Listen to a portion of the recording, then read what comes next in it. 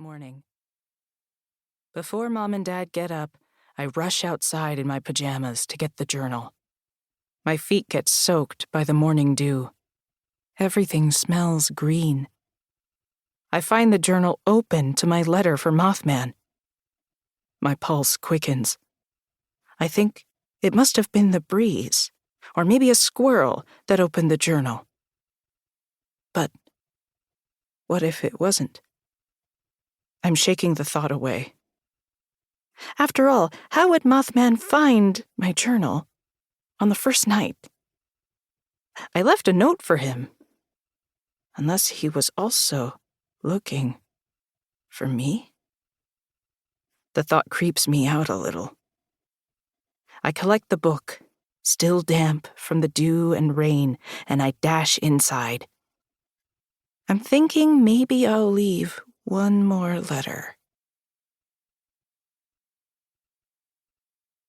Dear Mothman, thank you for reading the first letter, though I am kind of wondering how you found the journal so quickly.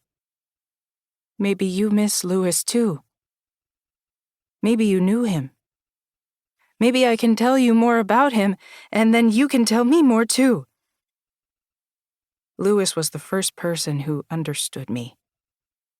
One recess, he told me he decided his name was Lewis and not Ella. I said, "Why Lewis?" And he said, "After Lewis Carroll. He wrote Alice in Wonderland." I thought that was such a good reason for a name.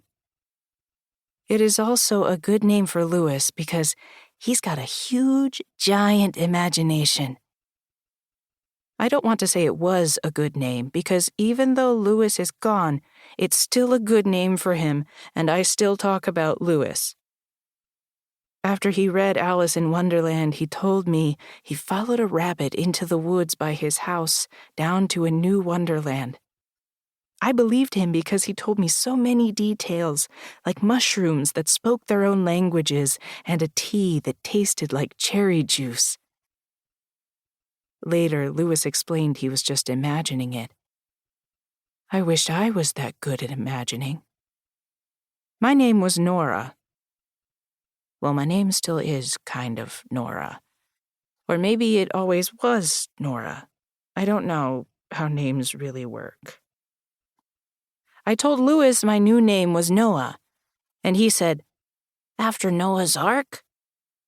And I said, "Yes, like Noah's Ark, because I love animals." I was in a really big zoologist phase then. Do you have a name besides Mothman? Your new friend, Noah. Journal hypotheses. 1. Maybe someone else is turning the pages to my letters at night. The problem with this hypothesis is that no one else lives close by, and Mom and Dad like sleeping too much to do that. 2. Squirrels. Once I saw a squirrel open a granola bar with his little hands, so definitely capable. But this is a notebook, not something with food inside. 3. The wind. But how would the wind land on those exact pages? 4. Mom. She would do this because maybe she thinks it'll make me happy again. But again, Mom likes to sleep. 5. Mothman? But I don't know if that makes sense. It seems little kiddish to be like, "This must be a monster."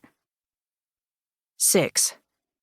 I'm not sure if I believe in ghosts, but Lewis would definitely do this if he were a ghost.